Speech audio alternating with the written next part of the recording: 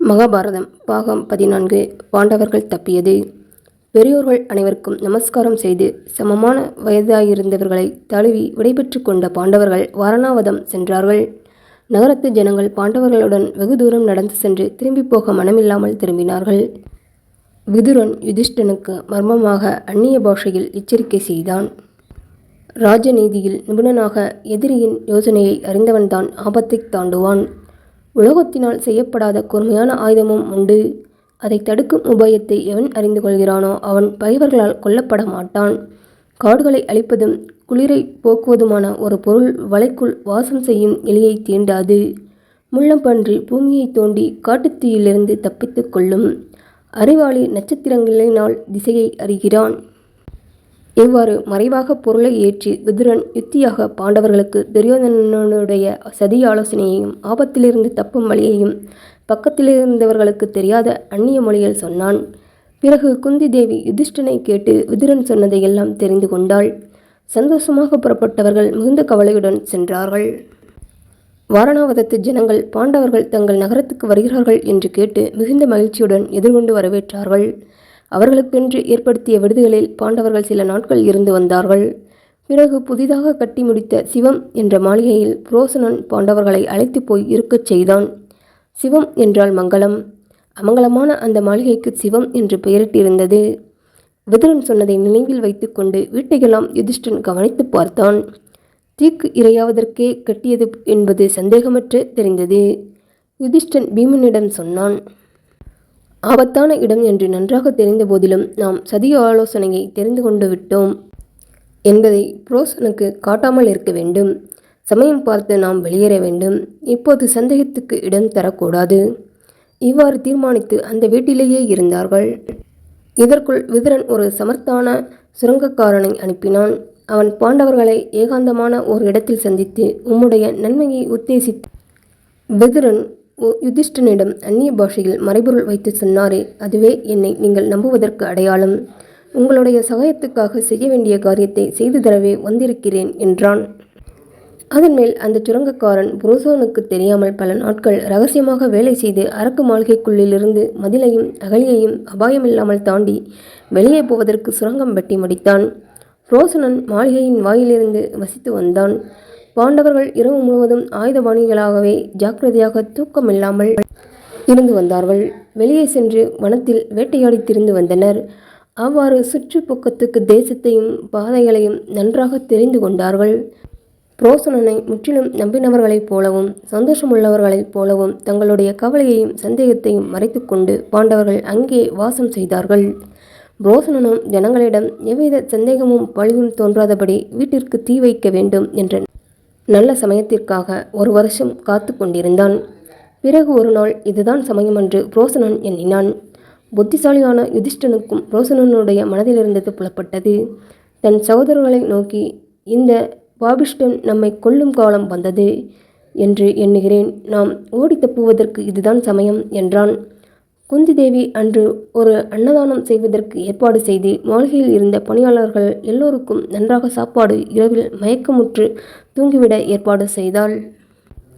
நடுஜாமத்தில் பீமனால் அந்த மாளிகையில் அநேக பாகங்களில் தீப்பற்ற வைத்துவிட்டு குந்தி தேவி பாண்டவ சகோதரர்களுடன் சுரங்கத்தின் வழியாக இருட்டில் சுவரை தடவி தடவி வழி தெரிந்து கொண்டு வெளியே வந்து விட்டார்கள்.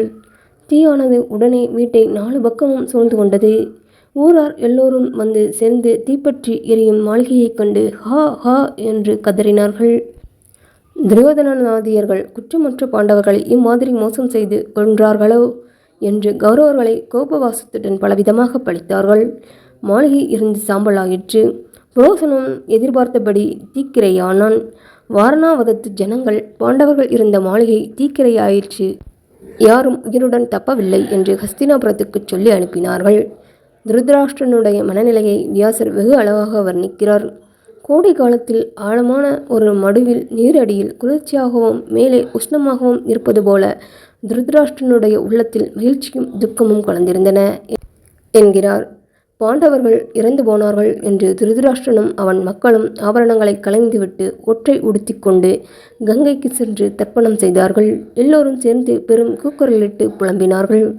விதுரன் மட்டும் பிறப்பும் இறப்பும் விதிப்படி நடக்கும் என்ற வேதாந்த உணர்ச்சியோடு துக்கத்தை அதிகமாக காட்டிக்கொள்ளவில்லை போல் இருந்தான். ஆனால் அதற்கு காரணம் பாண்டவர்கள் இறக்கவில்லை, தப்பியோடி பிழைத்திருக்கிறார்கள் என்றே விதுரன் நிச்சயமாக இருந்தான். ஜனங்களோடு ஓரளவு புலம்பினாலும் இந்த நேரத்தில் பாண்டவர்கள் எவ்வளவு தூரம் போயிருப்பார்கள், எங்கே போயிருப்பார்கள் என்று ஊகித்து கணக்கிட்டு கொண்டே இருந்தான். பீஷ்மர் துக்க ஜாகரத்தில் மூழ்கினதைக் கண்டு அவருக்கு விதுரன் இரகசியமாகத்தான் செய்த ஏற்பாடுகளை எல்லாம் சொல்லி சந்தோஷப்படுத்தினான்.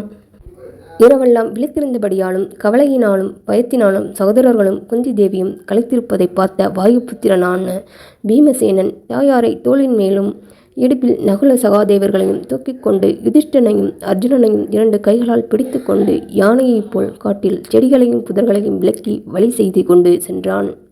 கங்கைக்கு வந்ததும் அங்கே விதுரன் அனுப்பியிருந்த ஓடம் தயாராக இருந்தது. ஓடக்காரன் ரகசியம் தெரிந்த நண்பன் என்பதை சோதித்து தெரிந்து கொண்டார்கள். பிறகு காட்டில் ஒரு பகலெல்லாம் வேகமாக நடந்தார்கள். மாலையில் இருட்டு மூடவும் பயங்கரமான காட்டு மிருகங்களின் சத்தங்கள் கிளம்ப ஆரம்பித்தன. தாகத்தினாலும் களைப்பினாலும் நித்திரையினாலும் பீடிக்கப்பட்டு ஓர் அடி வைக்கக்கூட சக்தி இல்லாமல் கீழே உட்கார்ந்தார்கள். திருதராஷ்டிர புத்திரர்கள் என்னை தூக்கி கொண்டு போகட்டும், நான் இங்கேயே கிடப்பேன் என்று குந்தி படுத்து பிரக்சை இழந்தாள். பீமன் பயங்கரமான இருட்டில் எங்கிருந்தோ தன்னுடைய மேலாடையை தண்ணீரில் நனைத்து தாமரை இலைகளினால் தொன்னைகள் செய்தும் தண்ணீர் கொண்டு வந்து குந்தி தேவிக்கு கொடுத்தான். பிறகு எல்லோரும் மெய்மறந்து அங்கேயே தூங்கிவிட்டார்கள். பீமன் மட்டும் சிந்தனை செய்து கொண்டு விழித்திருந்தான். இந்த காட்டில் செடிகளும் கொடிகளும் ஒன்றையொன்று காப்பாற்றி கொண்டு பிழைக்கவில்லையா? ஏன் இந்த திருதராஷ்டிரனும் துரியோதனனும் இவ்வாறு எங்களை பகைக்கிறார்கள்? பாவம் அறியாத பீமன் மனம் கொதித்து வருந்தினான். பிறகு அநேக கஷ்டங்களை தாண்டி கொண்டும் ஆபத்துகளை தாண்டி கொண்டும் பாண்டவர்கள் காட்டில் சென்றனர். சில இடங்களில் வேகமாக செல்வதற்காக தாயாரை தூக்கிச் சென்ற, சில இடங்களில் களைத்து நின்றார்கள். சில இடங்களில் துக்கத்தை மறக்க ஒருவரோடு ஒருவர் போட்டி போட்டுக்கொண்டு நடந்தனர். வழியில் வியாச பகவானை கண்டார்கள். எல்லோரும் நமஸ்கரித்து அவரிடம் தைரியத்தையும் உபதேசத்தையும் பெற்றார்கள். தங்களுக்கு நேர்ந்த துக்கத்தை சொல்லிக்கொண்ட குந்திக்கு வியாசர், எந்த மனிதனும் தர்மத்தை மாத்திரமே செய்ய முடியாது, எந்த பாவியும் பாவத்தையே செய்து கொண்டிருக்கவும் முடியாது, புண்ணிய பாவங்கள் இரண்டையும் செய்யாதவன் உலகத்தில் எவனுமே இல்லை, செய்த காரியங்களின் பலனை எல்லோரும் அடைவார்கள், விசிரத்தில் உள்ளத்தை சொல்லாதே என்று சொல்லி சமாதானப்படுத்தினார். பிறகு வியாசர் சொல்லியபடி பிராமண வேஷம் பூண்டு ஏக சக்கர நகரத்தில் ஒரு பிராமணன் வீட்டில் இருந்து கொண்டு பிராமண பிரம்மச்சாரிகளைப் போல் தினமும் அன்னம் பிஷை எடுத்து கிடைத்ததை தாயாரிடம் கொடுத்து பங்கிட்டு எல்லோரும் சாப்பிட்டு காலம் கழித்து வந்தார்கள்.